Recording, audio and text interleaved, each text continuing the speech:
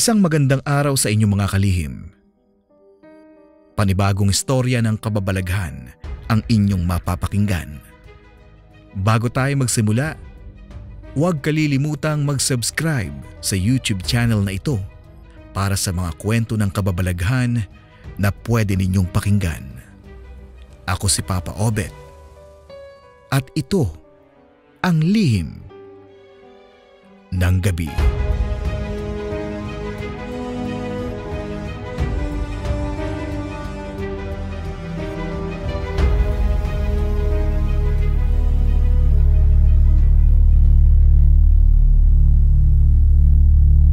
Isang mapagpalang araw po sa inyo, Papa Obet.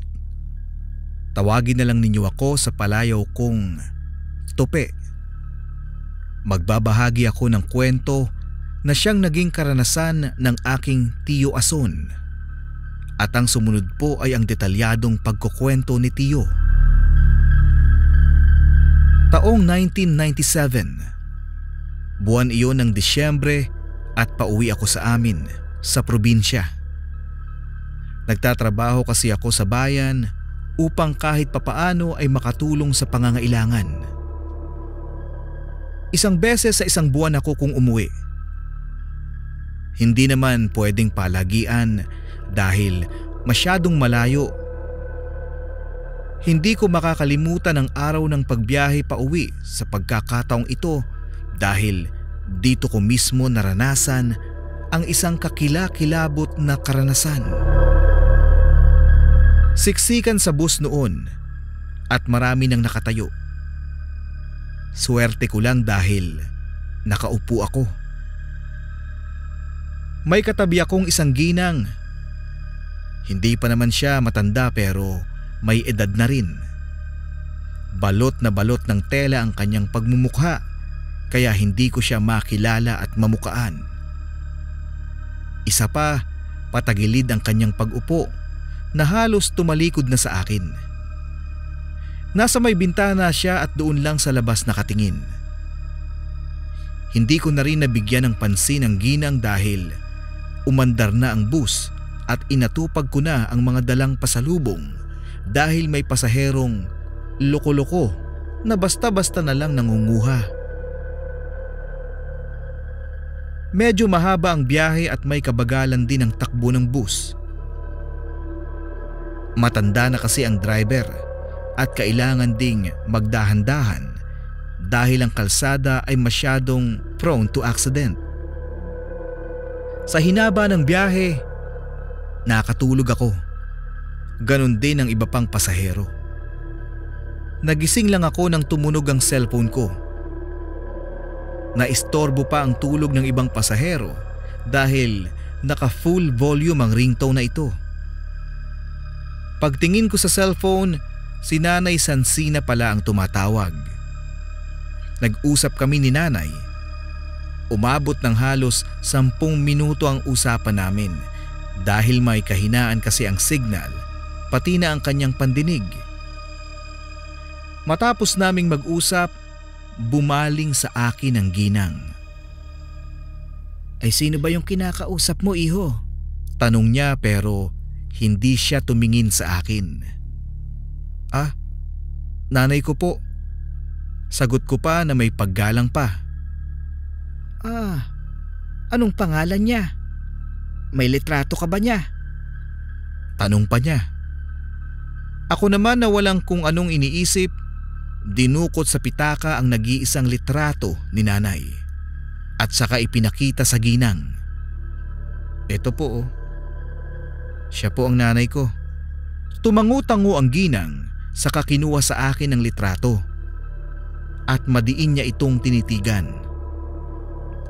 Tahimik ko lang din siyang hinintay kung kailan niya ibabalik ang litrato. Pagkabalik niya, agad ko itong ibinalik sa aking pitaka at umayos na sa pagkakaupo. Gusto ko sanang itanong sa ginang kung bakit niya natanong ang tungkol kay nanay at naghanap pa ng litrato. Kaso nahihiya akong kumalabit sa kanya dahil sobra na niyang tahimik sa mga sumusunod na sandali. Naging tahimik na rin ang mga sumunod na oras. isa-isa na ring nagsibabaan ang mga pasahero at kokonti na lang kaming naiwan.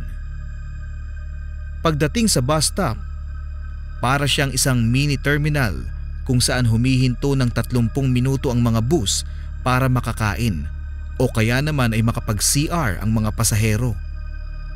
Bumaba rin ako para mabili yung mga pasalubong na itinawag sa akin ni Nanay Sansina kanina.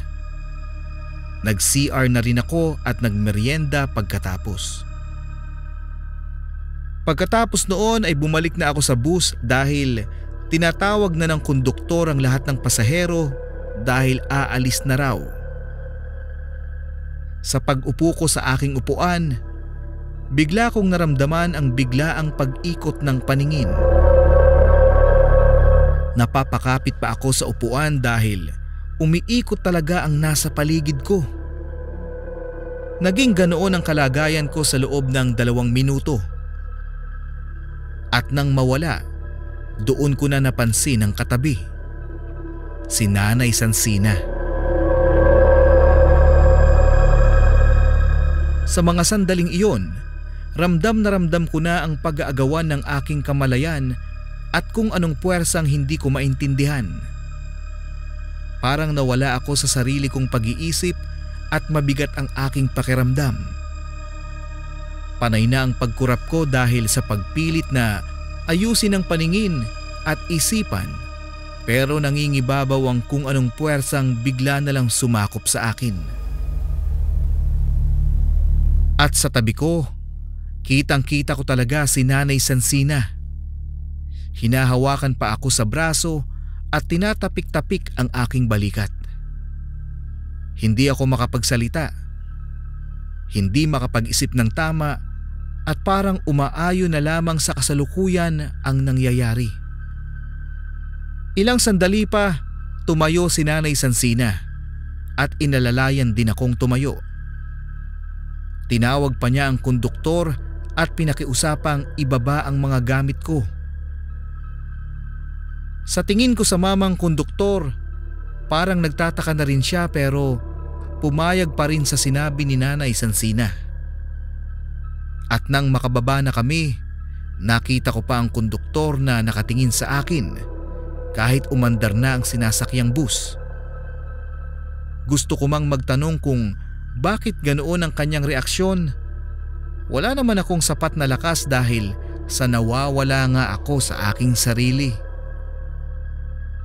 Ang sunod kong napansin ay naglakad kami papasok sa isang daan na nasa gitna ng nagtataasang puno at nagyayabungang mga halamang ligaw.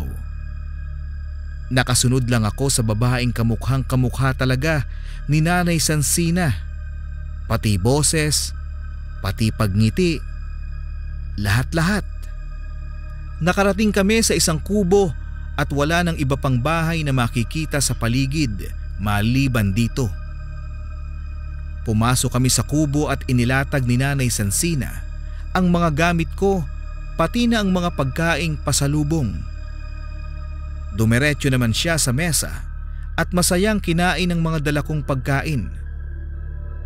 Kumakain lang siya roon, samantalang nakaupo lang ako sa upuan malapit sa pinto.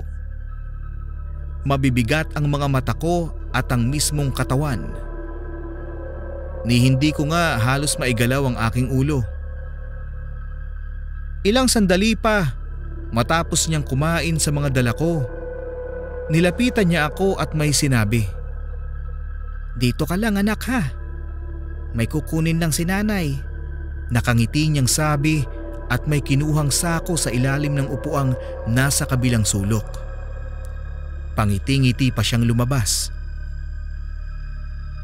Halos magdadalawang oras na akong nakaupo sa upuan at sa hinaba ng oras na iyon, hindi pa bumalik ang sarili kong wisyo. Dumidilim na sa labas at malapit ng gumabi. Dahan-dahan kong ibinaling ang tingin sa kabilang pinto kung saan pumasok ang kararating lang na si Nanay Sansina. Hila-hila niya ang sako at namumula pa ang lupang dinadaanan nito. Pagkatapos ay sinindihan na niya ang panggatong na nasa gilid mismo ng sahig. bali lupa lang ang nagsisilbing sahig ng bahay. Pagkatapos ay kinuha ang malaking kawali at saka isinalang sa apoy. Makalipas ang ilang sandali, nilagyan niya ng tubig ang kawali at saka isa-isang nilagay ang laman ng sako. Nang makita at mapagtanto ang laman ng sako, napatingin ako ng diretsyo sa babae.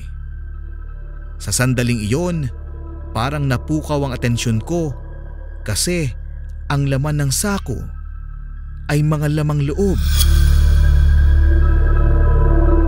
Mga may buhok pa at ang dugo ay sariwang-sariwa. Saglitang napukaw ang atensyon ko sa puntong iyon at pinilit ko talaga ang sarili na magising at muling mabawi ang sarili sa kung anumang puwersang gustong sumakop sa akin. Hindi naman nagtagal, natauhan ako at hindi na napigilan ang sariling mapasuka sa bumungad sa harapan. Sobrang daming lamang loob. Ang iba ay sariwa at ang iba ay nangingitim na. Agad namang tumigas ang mukha ng babae at doon ko lang ito nakilala. Yun pala ang ginang. Walang pagdadalawang isip na tumakbo ako papalayo. Paglingon ko, galit na nakasunod ang ginang at sobrang bilis pa ng kanyang paglakad. Hindi ko kabisado ang lugar kaya dire-diretso lang ang naging takbo ko. Binabaybay ang daan pero otomatikong napapaliko at napapasuot sa kakahuyan nang makitang paparating na ang ginang. Kamuntikan ko pang makasalubong. Ipinagtataka ko rin iyon dahil nakasunod lang naman siya sa akin pero halos makasalubong ko na siya sa daan.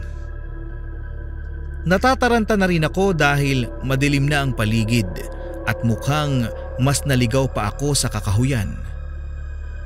Parang bumabalik lang ako sa dinadaanan dahil magkakamukha lang ang mga hugis ng puno. Nang marinig ko ang boses ng ginang na pasigaw-sigaw akong tinatawag, wala na akong ibang naisip kung hindi akyatin ang nakatagilid na puno. Mayayabong ang dahon nito kung kaya't maayos akong nakapagtago. Pigil-pigil ko na ang hininga nang makita ang ginang na nasa mismong ibaba ng puno.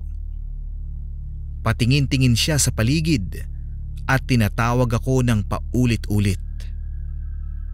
Naisip ko pa na isa siyang baliw.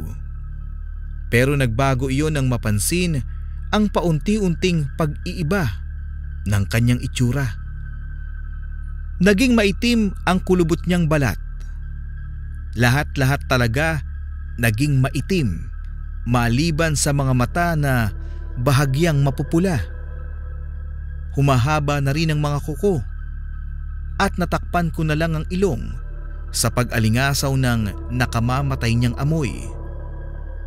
Mas lalo pa akong napasiksik sa pinagtataguan nang tumingala na siya sa puno. Pero mabuti na lang at hindi niya ako nakita. Umalis na ito makalipas ang ilang sandali at saka lang ako nagmamadaling bumaba at hinanap ang daang papalabas sa lugar na iyon. Palakad-lakad lang ako at palingon-lingon. Kahit na hindi ko na nakikita ang aswang na ginang na iyon, pakiramdam ko nasa paligid lang siya. Naiinis na rin ako sa paligid dahil parang mas lalo pa akong naliligaw. Mag-iisang oras na akong palakad-lakad pero wala akong makitang daan. Wala pa sa akin ang cellphone ko na pwede sanang gamitin para makatawag ng tulong. Kinuha kasi ng ginang ang lahat-lahat ng gamit ko, pati ang aking pera. Nagpatuloy ako sa paglalakad hanggang sa sobrang inis ko na dahil hindi mahanap ang daan. Nasa kakahuyan pa rin ako. Nakatayo na lang ako at patingin-tingin sa paligid hanggang sa muli na namang marinig ang boses ng ginang. Nagmamadali na rin akong tumakbo dahil base sa boses ay nasa malapit lang siya. Pagdating ko sa unahan, napapabalik ako sa dinadaanan dahil kamuntikan na naman siyang makasalubong. At sa puntong ito, naghabulan na nga kami. Hindi na kasi ako nakatago. Hindi na rin nakaakyat ng puno dahil nasa malapitan na talaga ang ginang na nasa anyong aswang. Sobrang bilis pa ng paghabol na halos maabutan na ako. Hindi na rin maayos ang aking paghinga dahil sa amoy niyang napakabaho at sobrang napakasakit sa ilong. Nagkakaroon pa ako ng galos dahil sa dilim ng paligid. Hindi ko na nakikita ng maayos ang aking dinadaanan. Ang tanging nasa isip ko lang ay matakasan itong aswang na humahabol sa akin. Hinawakan pa ako nito sa damit ng madapa matapos mapatid ng nakausling bato. Mabuti na lang ay nabitawan din at hindi ako basta-basta nahawakan. Mas binilisan ko pa ang takbo at walang lingon-lingon hanggang sa may nakita na akong malaking espasyo sa unahan. Pinuntahan ko iyon at nakahinga naman ako kahit papaano dahil sa wakas natuntun ko na rin ang kalsada. Huminto pa ako sandali pero napapatakbo rin nang makita ang aswang na paparating. Kumaripas na ako ng takbo at naghabulan pa kami sa kalsada ng halos 5 minuto. Pero natigil din dahil sa dumaang bus. Pinara ko agad iyon at walang pagdadalawang isip na sumakay. Pinagtitinginan pa ako ng konduktor, ng driver at ng iilang pasaherong lulan ng bus. Pawisan ako. Kabadong kabado, takot na takot at namumutla. Nagtaka pa ako sa itinanong ng konduktor. Hinahabol ka no? Wala sa sariling napatangu-tangu ako. Napansin ko pa ang pag-iling ng driver. Sa awa ng Diyos, mabuti at nakaligtas ka. Noong nakaraang linggo nga, hindi na nakaligtas ang magkasintahang hinabol. Ang sabi ng driver. Naku pare, pasalamat ka na lang talaga dahil napadaan kami. Napansin nga namin yung aswang doon. Sumuot bigla sa kakahuyan ang matapatan ng ilaw ng sasakyan. Noong nakaraang linggo pa talaga nagsimulang mambiktima ang aswang sa lugar na ito. At swerte ka talaga dahil nakaligtas ka, saad ng konduktor. Nanghihinang napapaupo na lamang ako at pinapakalma ang sarili. Katulad ng sabi nila, swerte na lang talaga ako at nakaligtas pa. Pag uwi ko sa bahay, narinig ko rin kina Nanay Sansina ang tungkol sa aswang sa lugar na iyon. Yung magkasintahan na unang biktima. Katulad ko rin ang dinanas.